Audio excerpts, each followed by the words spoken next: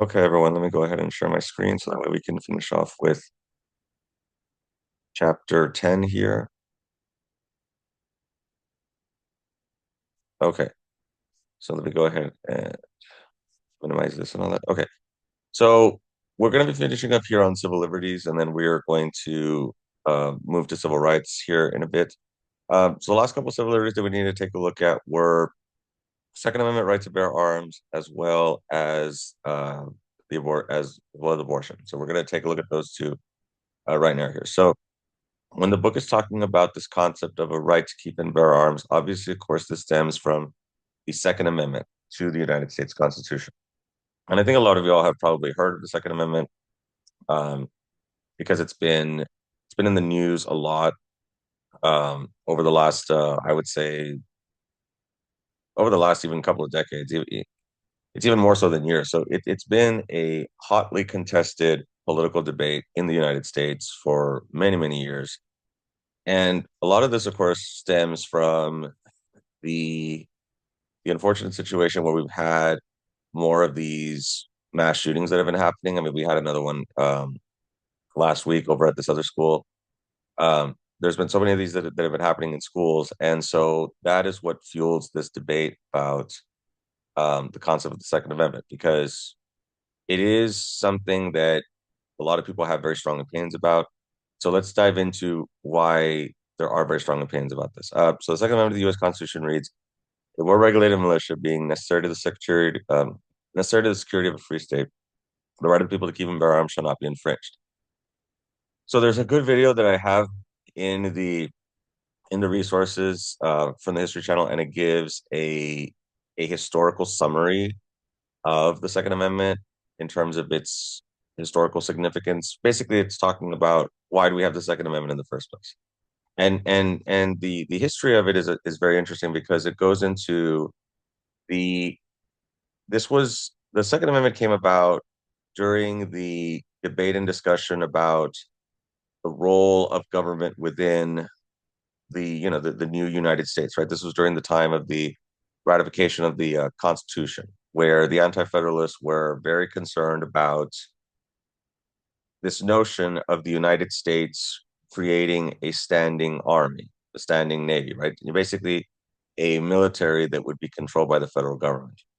Originally, the video talks about this. Originally, these states had a system where if if they needed to defend themselves against another country like Great Britain or France, what they would do is they would all the states had their own state militias, and then the idea was that the state militias would band together and unite against whatever foreign adversary that they needed to defend themselves against. So it was that extra step of what it did was that it created an extra step where in order for the United States to have a military force that would be comprised of different people from across the country, they had to unite, right? So it wasn't the federal government basically having these troops at their disposal, but instead they needed for the states to combine their forces, right? To join forces to combine their resources, and so that combining was something that the Anti-Federalists felt was a better way um, to keep from the tyranny of having the United States basically, the federal government deciding for themselves what they would do with the standing army. So again, I'm sorry. I know I'm not the best today, but I'm trying my best to try to explain this here. So ultimately, of course, this was scrapped during the constitutional process. In fact, some of the Federalist Papers also discussed this important notion of needing a strong national defense by having a standing army led by the federal government. And they were trying to convince the Anti-Federalists that this was okay, that this was not going to be turned against them. Because you also have to keep in mind that the Anti-Federalists also felt that they had just, they had just gone through the oppression from the British forces, quartering of soldiers in their houses and all that stuff. So they did not want for to have to go through that again, this time from the United States federal government. So ultimately, the Second Amendment was put in here as a way to empower people, uh, to feel like they could have the ability to defend themselves, to defend their houses, defend their property against an overreaching government. The video also talks about how that the nature of America also contributed to this because of the abundance of firearms, which definitely makes a lot of sense because again, America was on the edge of the frontier. It wasn't established. There's a lot of wilderness in America at the time.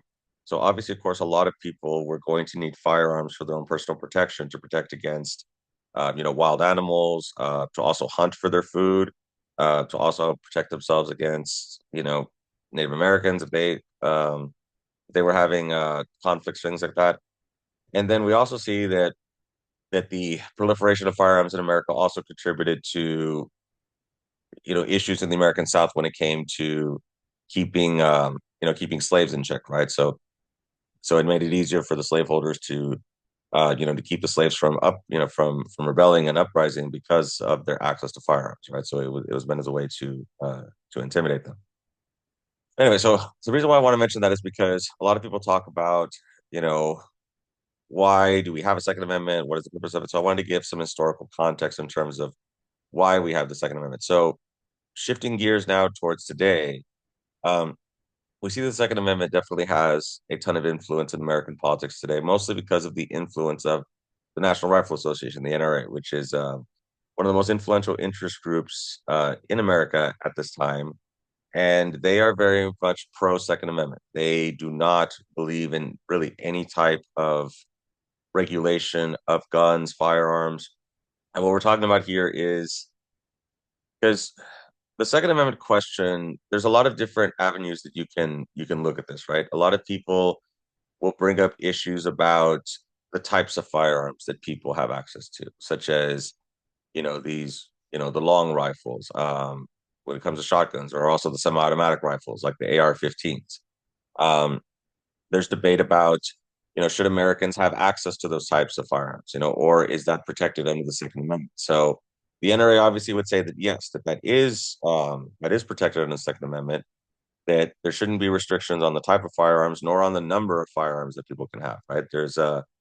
Uh, there's no quota, there's no limit to the number of guns you can have in your house and things, right? And so we see that obviously, of course, in more recent years, as it says, two-thirds of Americans and 51% of Texans do favor stricter gun control. So it makes sense, of course, that in Texas you would see less support for this. And what we mean by gun control is by putting restrictions on the types of firearms, maybe the number of firearms, also having more accountability for gun owners, where they have to, whether it's engage in more training or creating a national registry of who owns guns, and having to having, or maybe another idea that's been brought up is for people to have to purchase insurance in order um, to use guns and things like that. So there's been a lot of these different ideas that have been put forth um, and the reason why this debate, like I mentioned, is very contentious, is, like I said, is because of gun violence that's been going on, especially when it comes to certain locations and areas, such as in schools, but also in just other public places where people aggregate, such as movie theaters, churches. Even churches have been subjected to these types of incidents. And there's been many of these in Texas. Not obviously, of course, Uvalde is the one that gets the most attention. Because in fact it was an elementary school in a very, very tragic situation. Um, I think I mentioned to you all that my girlfriend, she went to elementary school in Uvalde, not at Robb Elementary, but at the other elementary. They have two there in Uvalde. And so, of course, obviously, when that happened, she was extremely traumatized by that, because that was her community, rightfully so for her to feel that way. But again, there's been other ones like the Santa Fe High School shooting south of Houston, Sutherland Springs, near San Antonio. We also had the El Paso Walmart shooting, and then we also had the one in Allen, Texas, at the shopping mall.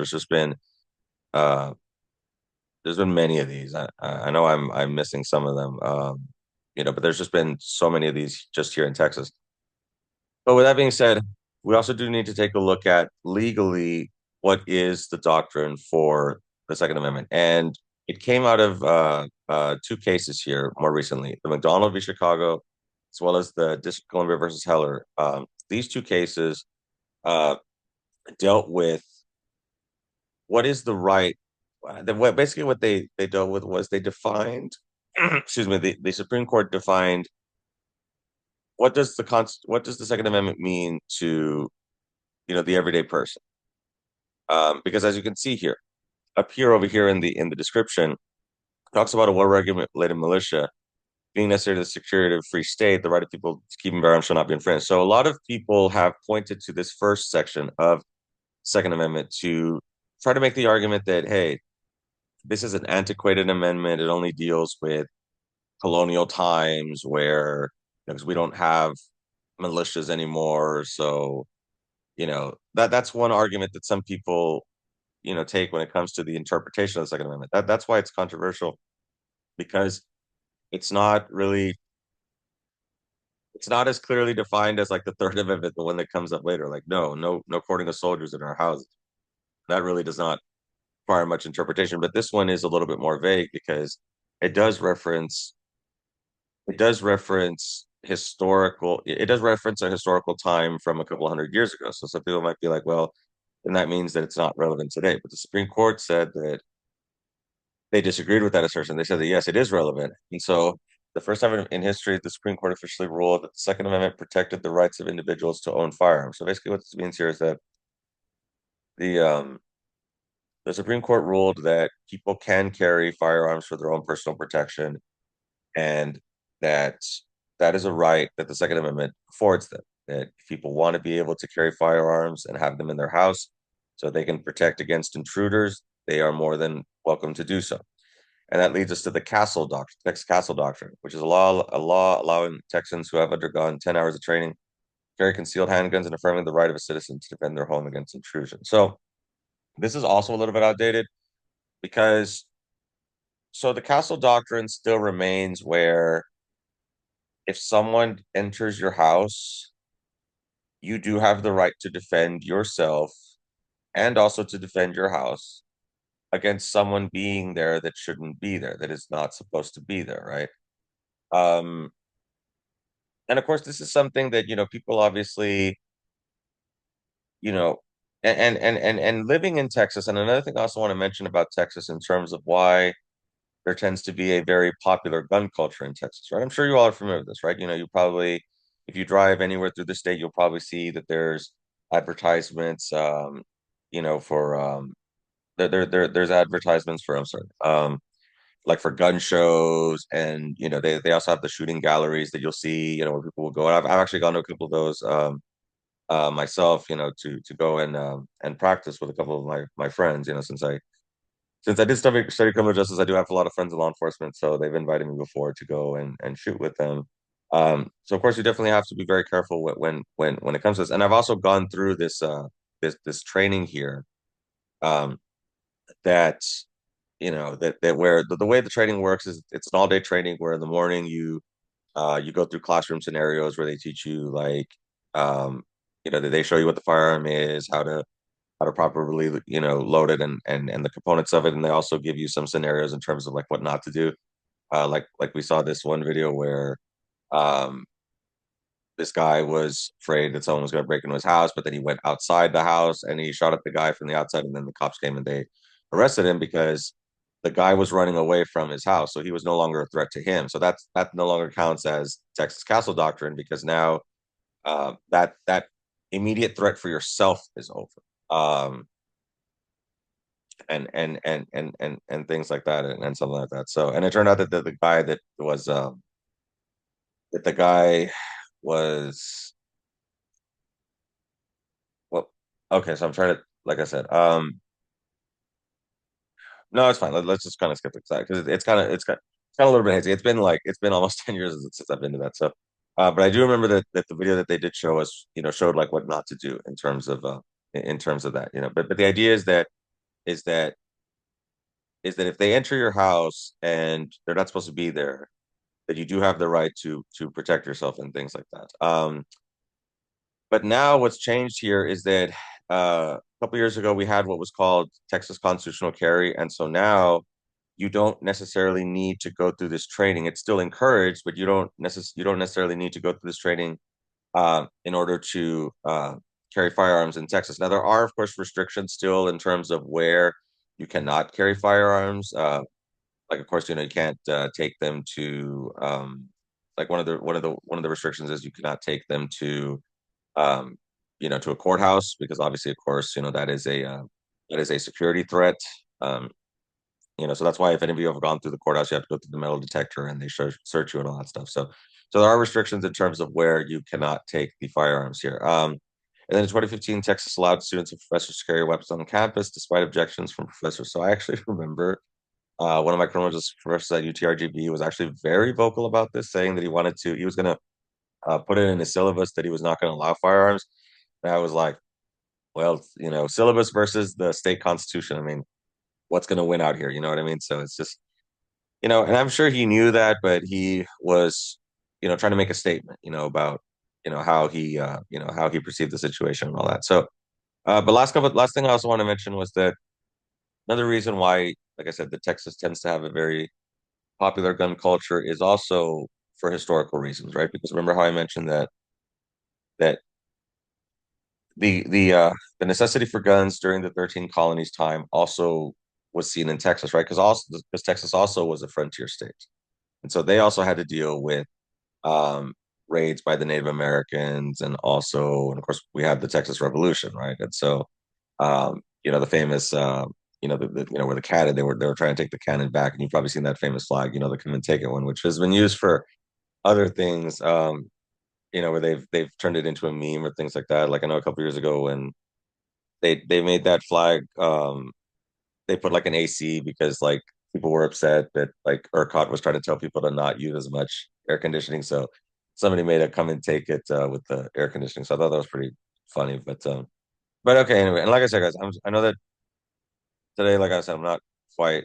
I'm a little bit out of it. So if this doesn't make sense, definitely please let me know, and I'll definitely do my best to explain it a little bit better here. But hopefully this makes sense in terms of why the Second Amendment, what it is, and some of the controversies with it. And we'll see what happens. If there are any changes later on at the national level, because in Texas, obviously, like I said, Texas is a very gun friendly state. We'll see if anything happens at the national level that might change some of these things. But for now, in Texas, um, there's pretty much a lot of freedom when it comes to carrying firearms in Texas. Okay, so now let's move on to abortion. The kind of an opposite issue, right? So even though the Second Amendment is all, as we mentioned, the Second Amendment is very controversial because of the nature of firearms and how they can be dangerous and the harm that they've been used, the harm that has happened through the improper use of firearms. We also see the abortion issue is also controversial.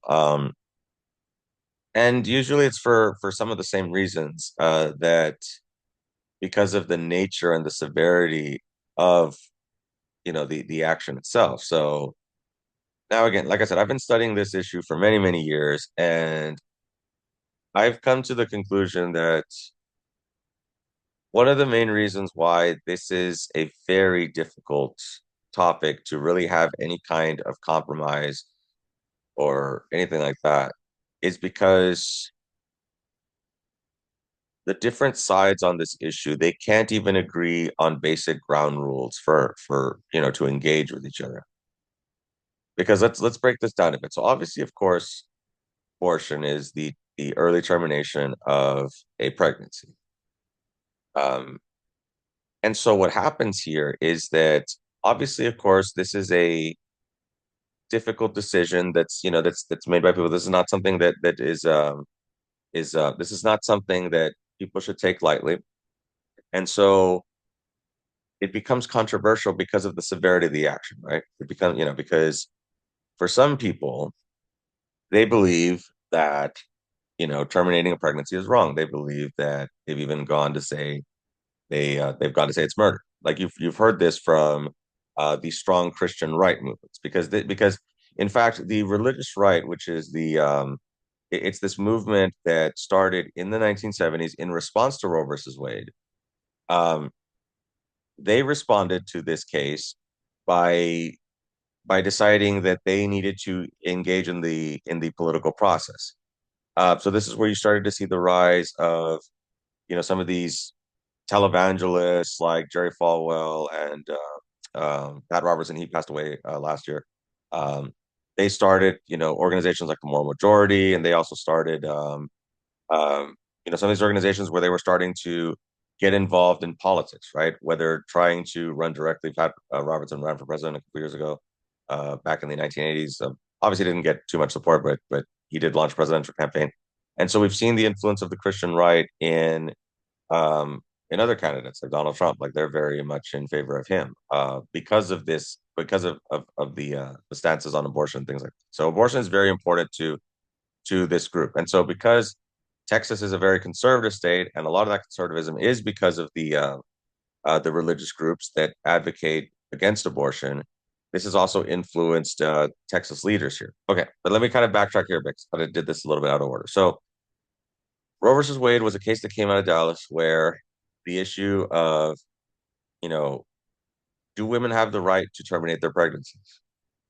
And originally they did not. And of course, also keep in mind that this is during the early 1970s. This is during um, the progressive movements that came about from the unpopularness of the Vietnam War, and this so a lot of these movements were really taking off based on these more progressive ideas. So ultimately, the Supreme Court did rule that the Constitution protected sexual privacy. That basically what the Supreme Court said in Roe versus Wade was that a woman's right to choose is legal because that is a personal matter, and that is a decision that should be made between the woman and her doctor, primary care physician.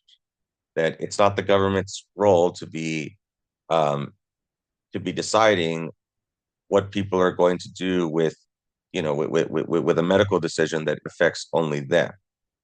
Now, the problem with that though is that, yeah, a lot of people don't see it that way. A lot of people don't believe that it should solely be at the discretion of the female, right? They believe that the baby, right, that the baby also should have a right to be able to decide whether they want to, whether they want to whether they want to live or not, right? So again, it's a very controversial issue, right? So I think you all can see that this is something that you see why it's controversial, right? Because there's a lot of different interpretations. The action itself is very serious. You know, the premature ending of a pregnancy is very it is something that people don't carry lightly. And so as we showed here, in Texas, they do tend to be more on the pro life side. And of course, obviously, the Dobbs Mississippi case is not mentioned here because this again the textbook came out before it. But basically, I'm sure you all are recall that 2 years ago in that Dobbs case, Roe versus Wade was overturned. So now Roe versus Wade is no longer law here. It has been overturned. There have, of course, been pushback from states and pushback, where it's been a little bit hard to enforce, across the country, where some states are definitely ready to enforce this and other ones aren't. In a way, it's kind of similar to Brown versus Board of Education, where, as we're going to talk about here in a bit, not all the states completely complied. So we're kind of seeing this kind of play out. Um, because this country is extremely divided on a lot of issues, including this one. Of course, also the parental notification law was also mentioned that basically in Texas, if you have a woman who's underage and she wants to terminate her pregnancy, that she would have to get permission from her parents and all that. So, and that does become an issue because of the conservative nature of the state. That maybe these teenagers might not feel comfortable being able to talk to their parents about these types of things because the parents might not look. And again, I'm not trying to give too much anecdotal information, but I mean, but I guess I can also share that I did grow up in a rather conservative household. I, subjects like that weren't really.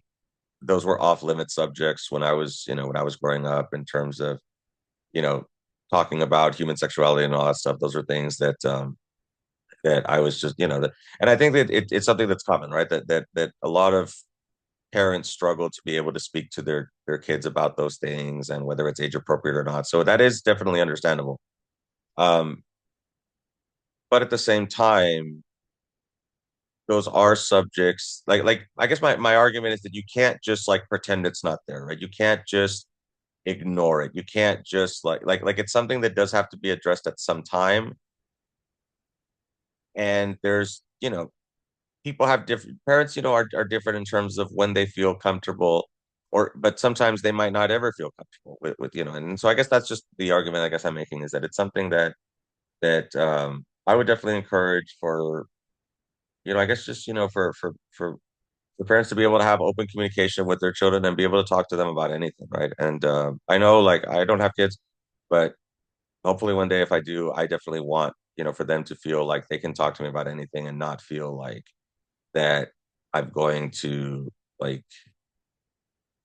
if it's something obviously of course that they've done wrong, obviously of course we're going to address it, but we're going to do so in a mature and understanding manner. And I guess that's kind of why these parental notification laws, can be they can be also controversial because maybe um, these teenagers might not feel comfortable being able to share very personal information like that with their parents, which is important because if um, if there's a pregnancy going on, that's something that does need to be addressed. They might not feel comfortable doing so. So that's just kind of the nature of this type of political culture here within Texas. So yeah. Okay, so let's get to civil rights here really quickly. So the definition here of civil rights refers to actions the government must take in order to ensure equal citizenship for everyone. So uh, when we're looking at this concept of civil rights, basically what it means is that people in American society should have this expectation that it doesn't matter what their skin color is, it doesn't matter what their age is, gender, socioeconomic status, all of that is irrelevant to the way laws should operate in Texas, right? That people should be treated equally in the eyes of the law, right? That's what the 14th Amendment we talked about that last time. So we're going to have several cases here that deal with specific civil rights issues. So first off, we're going to start with education, and then of course we're also going to talk about the continuing with education with the Edgewood v. Kirby case. But let's take a look at Robert's Board of Education first. But again, keep in mind that the concept of civil rights is this notion that you can't be discriminating against certain groups of people just because of the differences that they have. So anyway, with that being said, let's talk about Brown's Board of Education here. So obviously, of course, one of the most famous Supreme Court decisions of all time, if not the most famous. Um, if you've taken Governor 2305, you'll definitely be familiar with it. But again, we can kind of we can kind of summarize it here in a bit. So what happened in Brown's Board of Education was the controversy where this was stemming from Topeka, Kansas, where um, when Miss Brown was trying to go to school to a closer school to where she was living, but unfortunately, she was not able to go to that school because that school was a whites only school. So she brought that case up through the courts. It ultimately got to the Supreme Court. And keep in mind that at the time, the Supreme Court had previously ruled that the concept of separate but equal was okay. This came from Plessy versus Ferguson. This was the case where Mr. Plessy was trying to. This was on a train in Louisiana, and Mr. Plessy was trying to sit in a whites only car box here, and he was denied that. And he was making the argument that no, I should be able to sit here because, and he made the correct argument. Sadly, it wasn't deemed that at the time, but history proved that Mr. Plessy was right because he was making the argument that hey, like, what should it matter if I'm African American? Like, I should be able to sit there too. I mean, why are we creating a second class citizenship for us? So again, in Plessy v. Ferguson, the Supreme Court ruled that separate but equal was okay as long as the accommodations were equal. Now, of course, we also know that that was not happening, right? The accommodations were not equal. But even if they were equal, that was irrelevant to Brown's Board of Education because the Supreme Court ruled in a 9-0 decision that separating races is inherently unequal. That they were making a sociological argument that no, you cannot do that. Even if you had everything equal in terms of like having classrooms that were funded equally and you had all the same type of textbooks, even though, as I mentioned before, that was not going on even to begin with.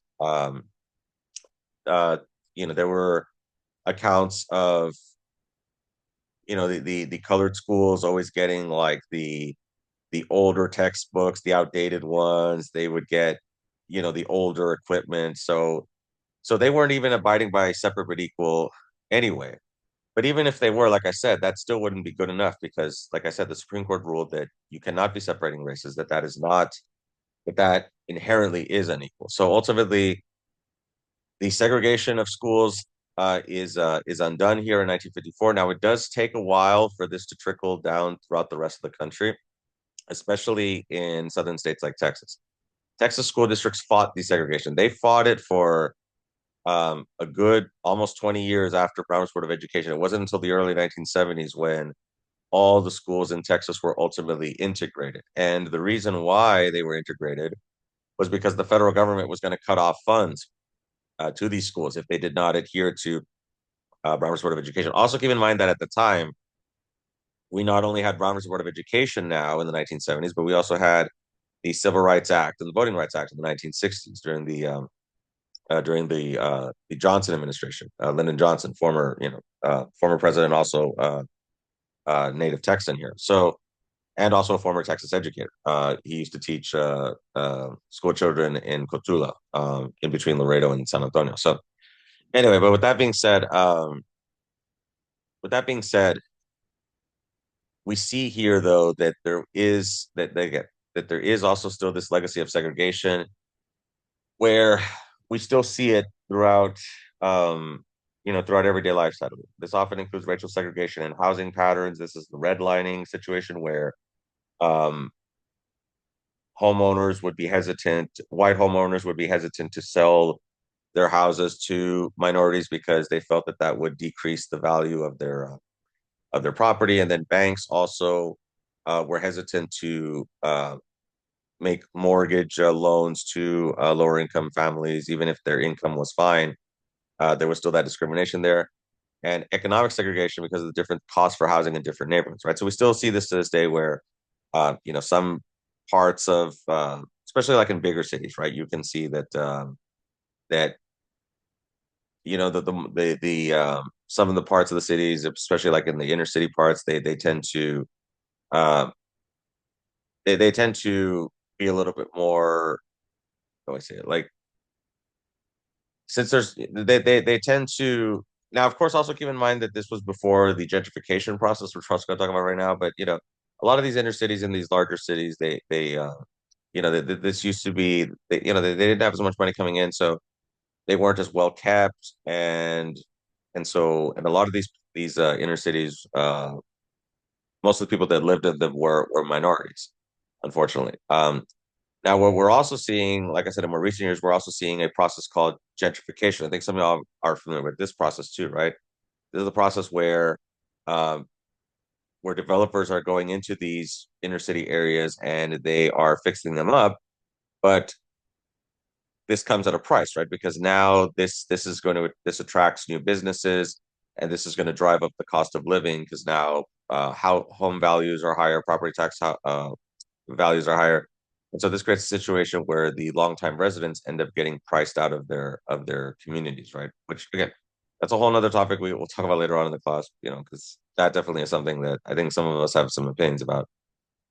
And then the creation of charter and private schools, which we've also seen um, more of this proliferation is, and this is one of the major political fights that's going on right now in Texas politics right now. Governor Abbott recently has been advocating for school vouchers, where this is something that he is trying to advocate for, where he wants for the legislature to pass school voucher programs where families will be able to um, they'll be able to have access to money that they can then shop around for where they want to send their kids at. Now, of course, there are there's there's pros and cons to this issue, which later on in the class we will talk more about that. But in terms of how it rose about from segregation was you had the creation of charter and private schools. Some of these schools started as a means to kind of skirt around this idea of segregation. Either they would be selective with who they would admit because they're a private school, so they can have those admissions process, or they would also form as a result for white students to leave the public schools because of the integration and then go onto these private schools. And of course, we also have the influence of COVID as of more recently.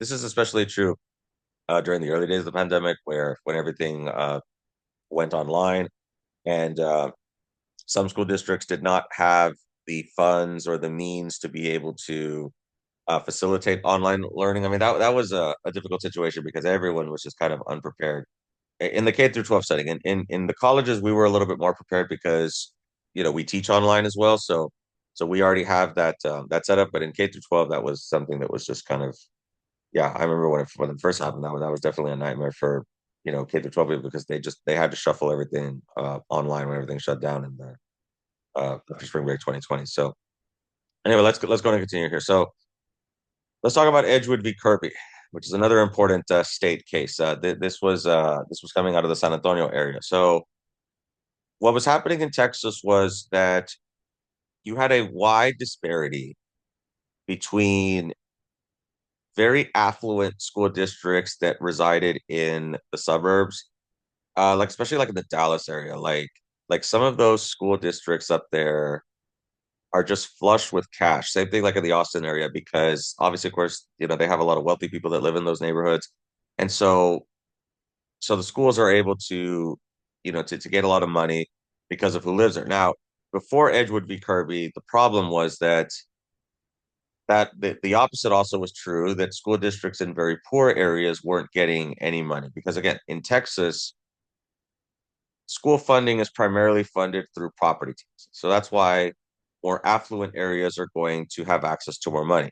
But the issue, and that's not necessarily the issue, was not necessarily that the richer school districts had more money. The issue was that poorer districts did not have enough money to be able to adequately educate students. You had a situation where in Texas that, depending on where you lived, that could determine whether you had a better education or not. Because if you lived in a poorer district, then you wouldn't have access to new computers, or you know other renovations for the buildings, things like that. So the buildings would be a little bit more run down. Um, so Edgewood v. Kirby ruled that the state system of financing its public schools violated the state constitution and laws.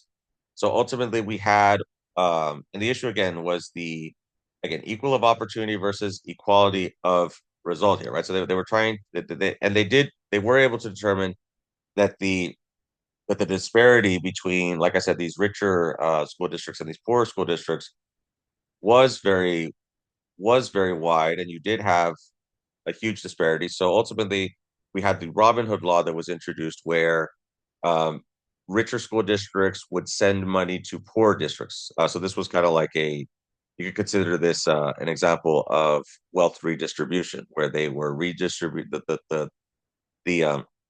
the more wealthier districts were sending money over to the poor districts. Now, this was declared unconstitutional in 2005, but there have been tweaks to it since then, where a lot of this revenue sharing is still happening.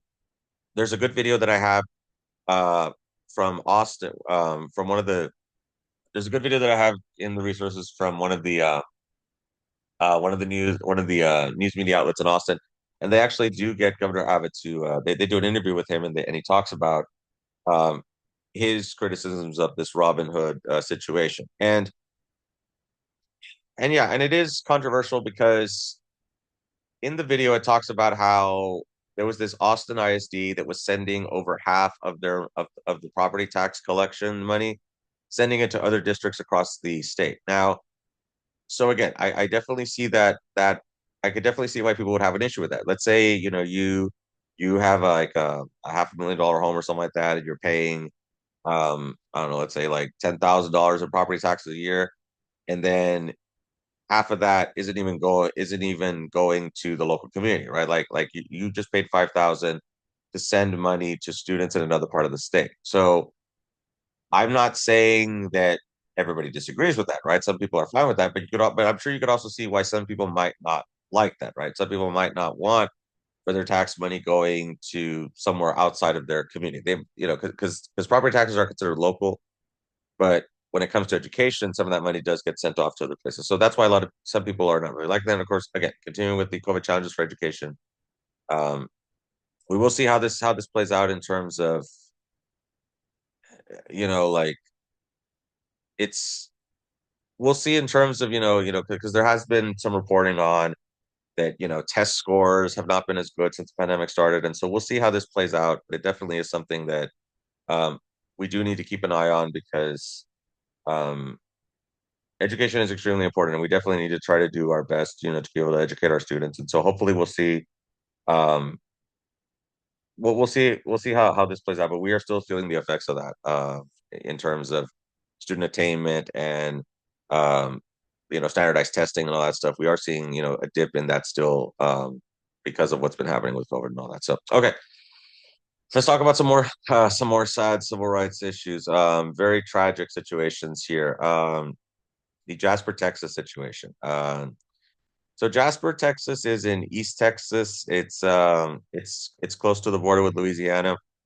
And in 1998, you had the tragic murder of Mr. James Byrd. He was some white supremacists. They tied him to the back of their truck. They dragged him for miles, and they just um, his body was just in pieces, unfortunately, because of just what they did to this guy who was just wasn't was only murdered because of the color of his skin. Just very, very disgusting in terms of what these people did to him.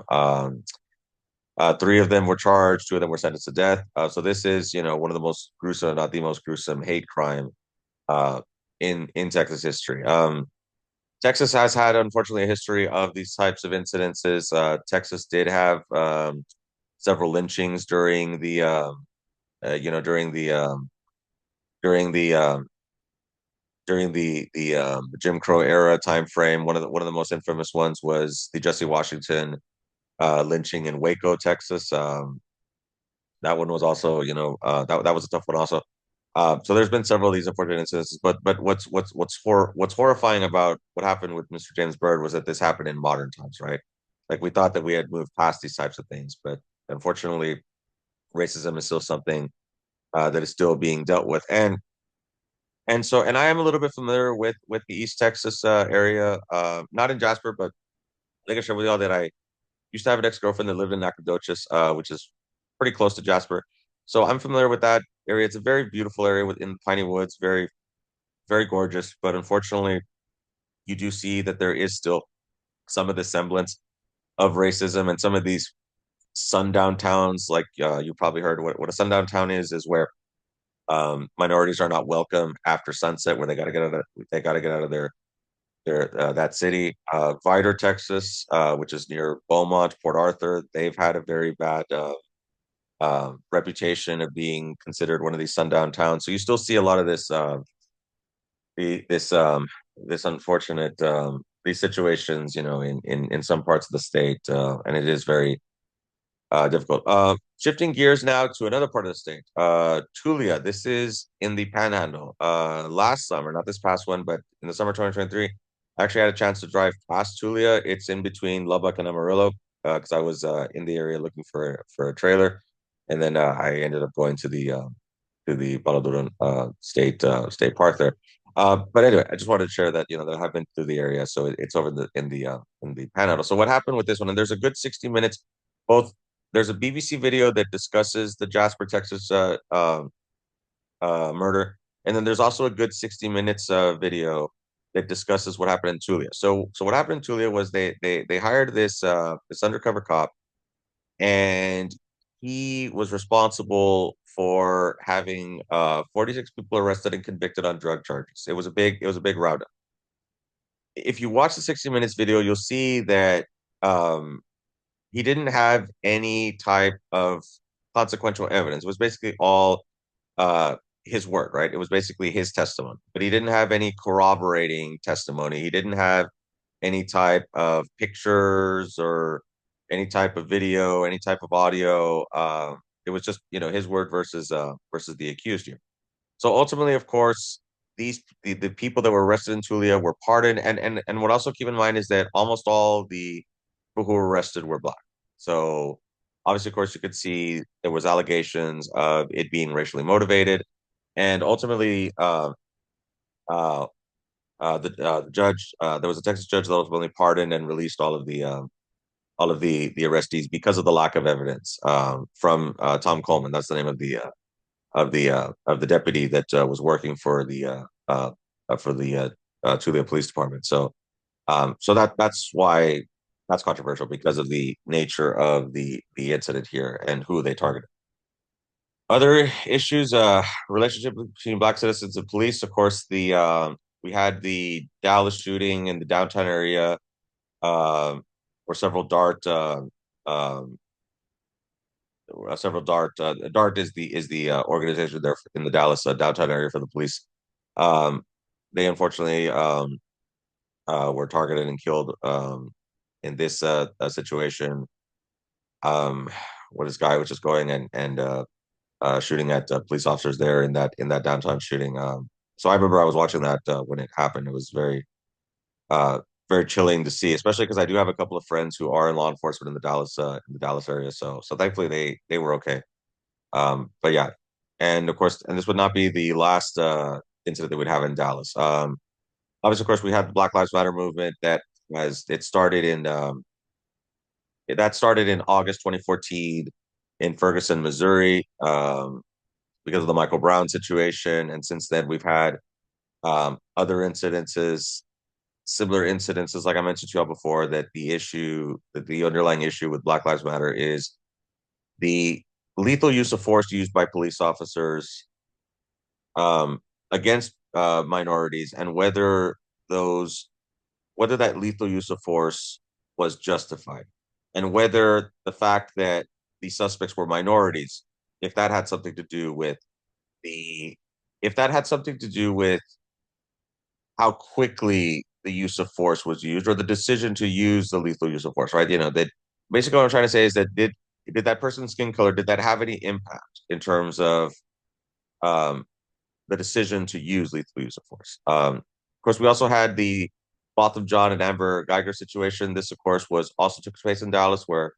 Amber Geiger, who was a former police officer there, mistakenly went into Botham's apartment because she thought it was hers, and she fired and killed him. Unfortunately, so yeah, that was another unfortunate situation, of course, and also more recently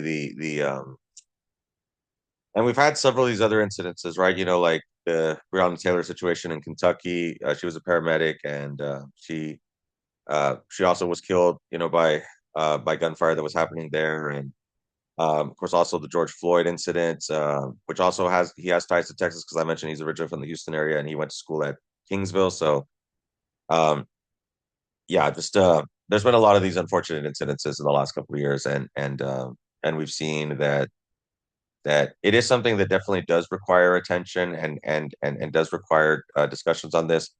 Um, but regardless, but it's still very tragic regardless of that. Studies reveal that disparities do exist in minority treatment by police officers. So that's a whole nother topic. I could be here all day talking about, police subculture and some of the issues that we see in American policing today and all that. And so it's a complex situation.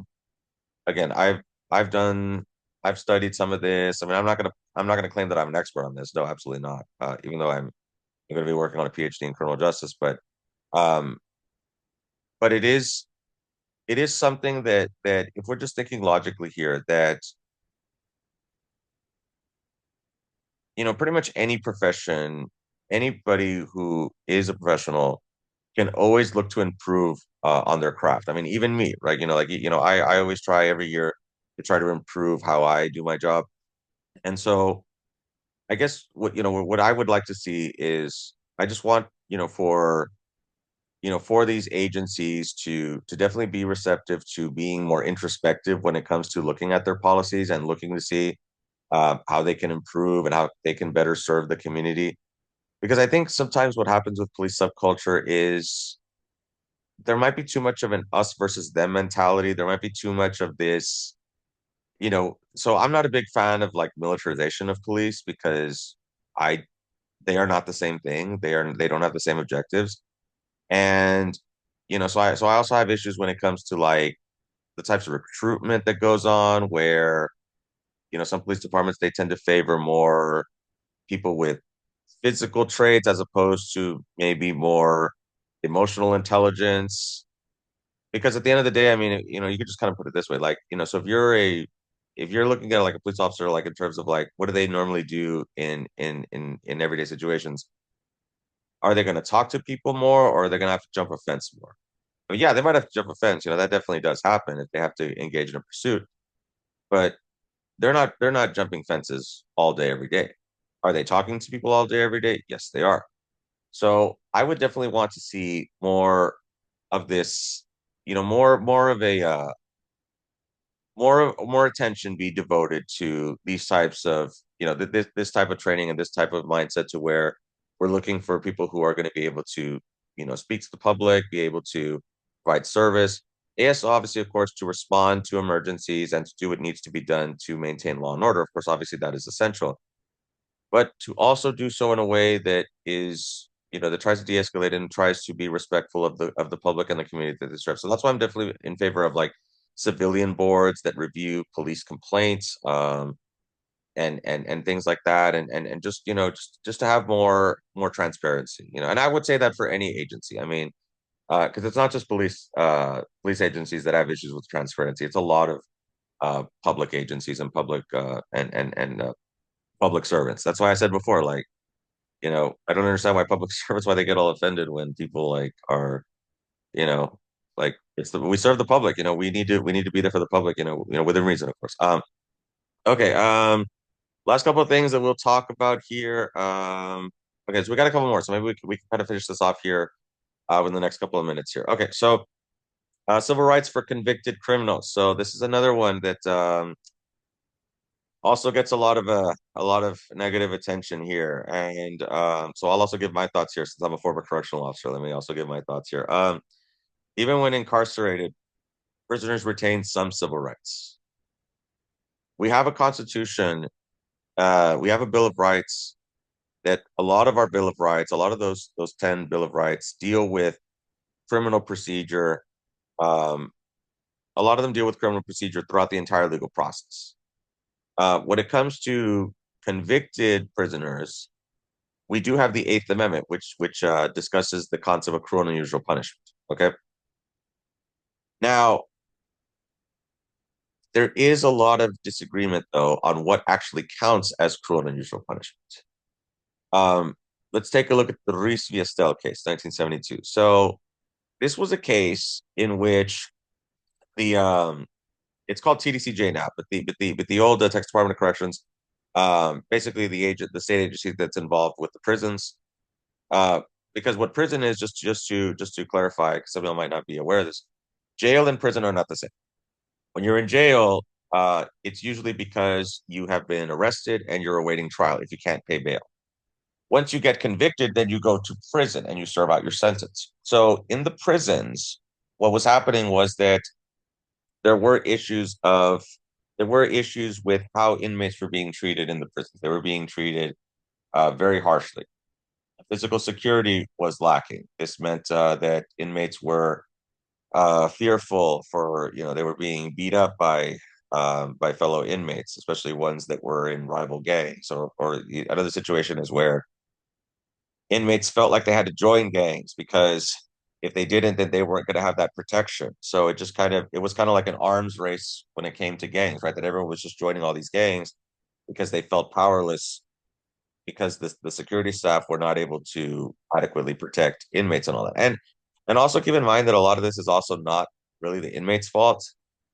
It's because of the way the prisons are set up, which I'll explain right now. So the living and working conditions were also very poor, where you had overcrowding prisons. This is a big issue where you have way too many prisoners and not enough space for them. This is where, like, you have like because again, I've worked in these prisons before. You have these big pods, they call them pods, where you've got this humongous room, and you've got all these inmates there in one big room, and they've got their bunks and all that stuff. And that's just a recipe for disaster because you're expecting for a bunch of like criminals to all be congregated together. That makes no sense at all. Now, granted, the reason why it happens is because they just don't have the funding, to be able to adequately maintain these people. And there's not really a lot of support to increase funding because a lot of people feel that why should we be spending money on inmates, especially when it comes to medical care, right? That not a lot of people are in favor of providing medical care for them because, well, they're criminals, right? They feel like a lot of the general public tends to feel like deserve they don't deserve as many rights or things. But yeah, but medical care, especially for medical emergencies, was lacking, such as not responding to really immediate health concerns, like if it's a medical emergency, taking too much time to respond. Internal punishment, you know, unfortunately, there was reports of beatings, from correctional staff, to inmates. This has been something that's been a problem in Texas prisons, and access to courts of law for inmates. So they were also making the argument in Ruiz Fiestel that the prisons were not allowing for the inmates to have adequate access to their attorneys or adequate access to law libraries to be able to go and research their cases, right? So, federal judge put Texas prisons under federal supervision until 2002, where they had to where they had to make these adequate changes. One of the more recent controversies that I've seen several news reports on in the last couple of years in Texas has been the issue of should prisons have air conditioning? Now, I've got some opinions on this because I'm a former correctional officer, so I feel like my I feel like my insight into this topic definitely, I feel like I can comment on this probably more so than the average person because I've actually worked in one of these places. Um, Now in Texas, of course, obviously we have very extreme temperatures, right? Especially in the summer. Like I said, I've worked in these places before, and it can get just downright unbearable. You can't even breathe in there because of the lack of air circulation. And I always hear comments by people, "Oh, well, it's prison. It's not supposed to be fun." And here's what I always respond to those people. I always respond to them, okay, so what about the correctional officers? Do they have is it okay that they get subjected to that? And every time I say that, it's always crickets. No one ever has a response to that because it's true. Like the correctional officers do not have to, they have a job, a tough enough job as it is. So we're going to make their job even more dangerous. And that's also not taking into account, as more recently when it talks about COVID here, that air conditioning and air circulation is not a luxury. It is a necessity because of the fact that there are toxins in the air. We breathe the air, we share the air. So air has to be constantly circulating out so that it can be as safe and clean as possible. And so the COVID the COVID pandemic has brought about a lot of issues that we hadn't really looked at before. And we also see here that that when COVID first started, the prisons were probably the most dangerous place because, like I mentioned, it's overcrowded.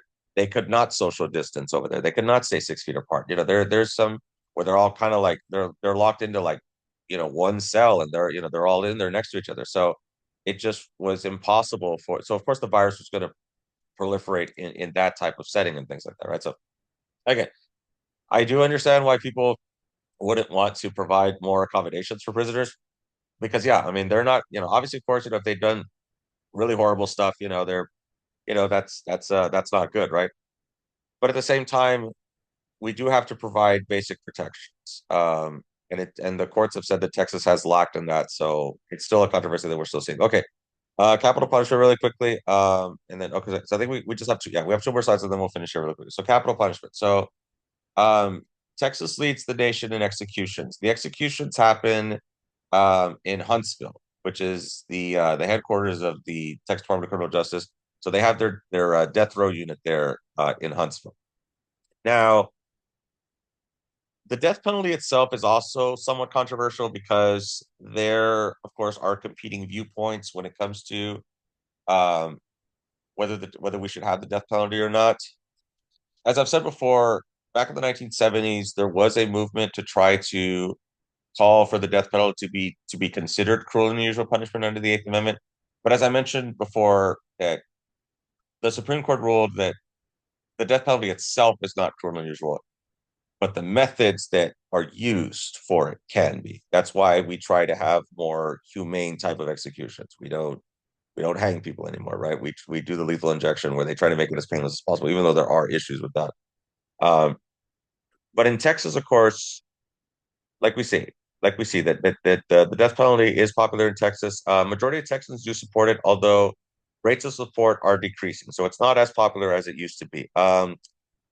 The state continues to debate some of these other issues, like age of convicts at the time of the crime. So again, so I used to work there at the juvenile center there, the Texas Juvenile Justice Department. So we dealt with these younger offenders who had committed very heinous crimes. I worked with offenders that had murdered people. So so I've seen the worst of the worst when it comes to some of these groups of kids. Like it very very dangerous. I was assaulted several times there, unfortunately. I mean, I'm okay, uh, but I was assaulted there both verbally and physically. And so yeah, it's definitely a very dangerous job, and I'm glad I'm not there anymore. Um, but yeah, the age of convicts at the time of the crime is important because we have to, because so and the courts haven't had they've got a difficult job with this because if let's say you've got a 16-year-old that murdered someone, is 16, is that an age where they can be held accountable? What I mean by that is, would you hold them accountable at the same level if it was someone, you know, who was a little bit older, had done that crime, had committed that crime? Or is 16, are they still maybe not quite completely aware of the magnitude of the bad decision that they've made? Now, again, I'm not trying to take sides, and I'm not trying to say whether I would agree or disagree with that. Like a 16-year-old being tried as an adult. What I'm trying to say here is that it is difficult, right? Because of the nature of the crime, right? If it's just, if it's some 16-year-old robbing something for HEB, that's no big deal, right? I mean, it's bad, but but it's not going to carry the same weight as a 16-year-old that goes and murders someone, right? Obviously, of course, that's going to carry a lot more. Uh, that's definitely a much more difficult decision. And that is a difficult decision in terms of what do we do with someone who's almost an adult, but just did something that if they were a year or two older, you know, they might, they might be going to life in prison or things like that, right? So it's definitely a tough one. Um, Life without parole, of course, is and of course, also keep in mind that the Supreme Court also ruled because Texas did used to um, execute minors, but the Supreme Court ruled that no, that's not allowed here, right? As we've progressed, uh, as we've gotten a little bit more enlightened when it comes to the law and things like that. Life without parole has been considered a an alternative to the death penalty because people also make the argument that that death row can be rather expensive because when someone is convicted and then they are sentenced to be executed, it usually takes them about 20 years for them to ultimately be executed. And the reason for that is because the state tries to do their best to dot their I's and cross their T's when it comes to ensuring that that everything was done on the up and up, that the evidence was collected legally, that there weren't any issues with the evidence. But unfortunately, we have seen that the possibility of executing the innocent has happened, right? Because we have heard of cases where um, people on death row were exonerated, where there was issues with like DNA evidence or something like that. So if there have been exonerations on death row, that also tells you, well, maybe there were other people that were executed, maybe where they did commit this crime. So it's definitely a chilling thing to think about if an innocent person was executed for a crime they didn't commit, unfortunately. So that's why the argument is, well, the threat of executing someone who's innocent is too great of a risk to have executions in the first place. That's the argument that the anti-death penalty people are making. The mental fitness of the accused is also important, right? That and we do have some legal terminology for this, where if let's say someone comes home and they see their partner is cheating on them, and then the partner coming home goes and kills the person that their partner was cheating with, that's considered what's called a crime of passion, right? So that obviously, of course, that's bad, and no one is excusing that, but that's not quite the same as, let's say, someone going and stalking someone, finding all their information and then going, to their house and murdering them, right? Because that was premeditated, right? That took a lot more effort, a lot more thought went into it. So you could make an argument that they knew what they were doing more so than someone who just came home, lost it, and you could understand why someone would be upset about that, right? If but someone you loved and you found out they were cheating on you, that's very, very painful. So, not to say that, obviously, of course, you still need to not go and do something that extreme. But what I'm saying is that the courts do take that into consideration, and the sentence won't be as harsh as opposed to someone who goes and premeditately murders someone, type of thing. So you also have to look at that as well. Um, the mental fitness, or also, you know, does this person have severe psychological problems? Now, you could also make a counter argument. Well, yeah, that makes sense, right? Because no rational person would go and murder someone, right? That if you murder someone, that there has to be something mentally wrong with you, right? I mean, I think that could be pretty straightforward here. But what they're looking at is, did they know exactly what they were doing in that moment? They try to, the insanity, I guess, argument, right, type of thing, right? And in Texas, it's very hard to get an insanity plea. And if you do, then they're going to sentence you to, like, life in like a mental institution or something like that. So you're still not ever going to be able to go home, but at least you won't be executed. So, but it is very hard to get that standard met. And then of course the handling of the appeals, like we mentioned, that's why death row takes a long time, because the appeal process is very lengthy. Every death row inmate, once they get sentenced to death, their case has to automatically be appealed. Again, just to make sure that everything is done correctly. But sometimes, as um, the appeals might not, if there's issues with the evidence, and like I mentioned also, if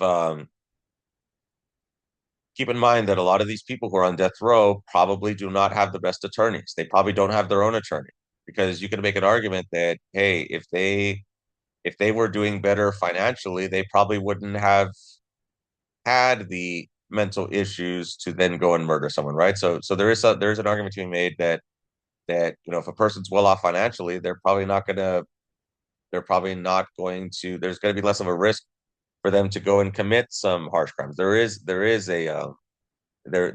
some links between, lower economic status levels and some of these more heinous crimes and things like that.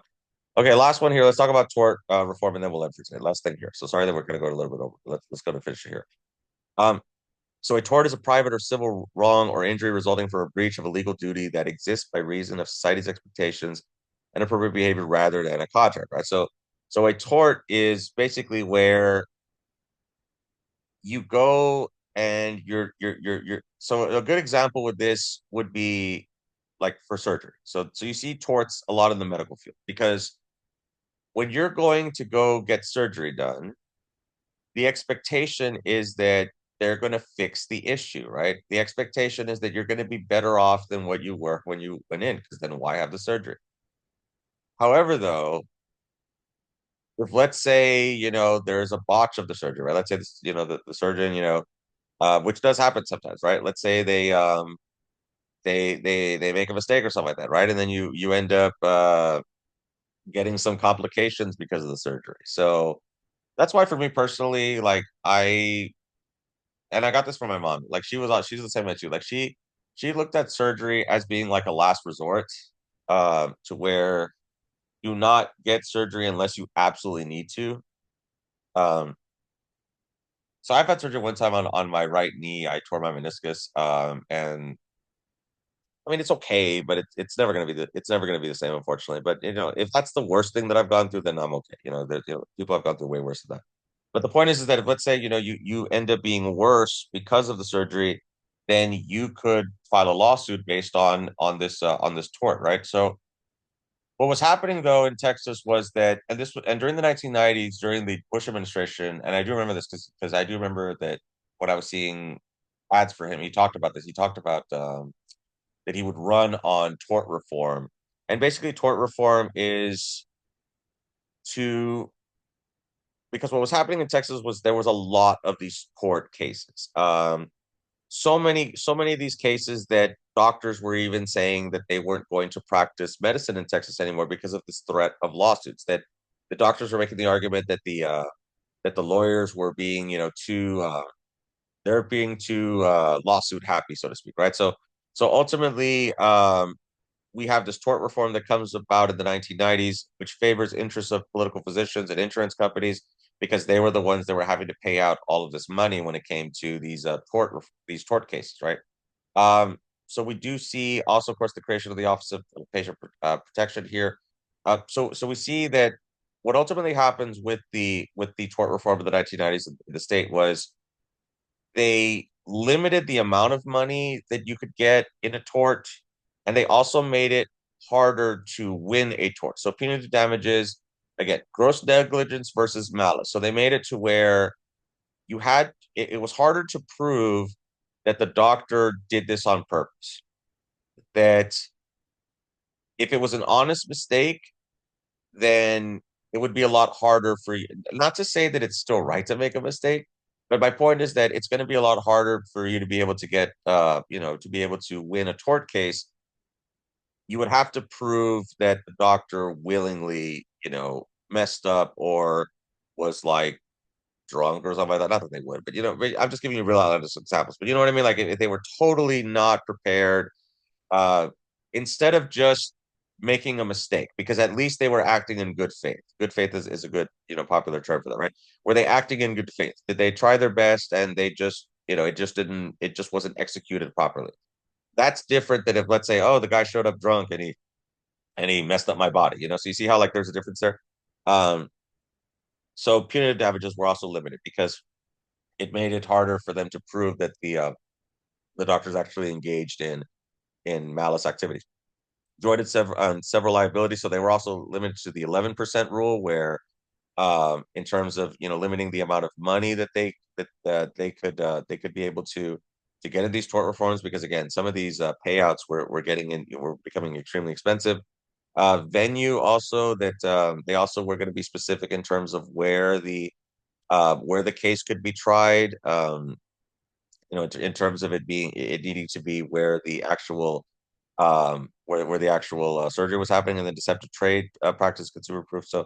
Um, so what was happening here, like I said, is just that for tort, what I want you all to understand is that basically that the tort reform made it harder to be able to get these monetary and punitive damages from these medical surgeries that people, because also a lot of people were basically saying that, like, if let's say their body didn't heal from the surgery, which, because again, keep in mind that that's always a risk. And now I'm not a medical professional, so, but from what I have read and what I do know, that surgeries do carry a form of risk, right? The doctor can't say for sure 100% that it's going to work completely, right? Surgery is always a risk. So what was happening was that you had these people who the surgery didn't work, and so they were filing these torts because the surgery didn't go as expected. But again, that's not necessarily the doctor's fault, because again, it's always a risk. The human body, they try their best, but there are other factors, that we're still kind of learning about the human body and things like that. So, but okay, anyway, so let me go to end here for today because I know it's already time, and I know some of y'all probably want to go already. So let me go ahead and stop the recording here. So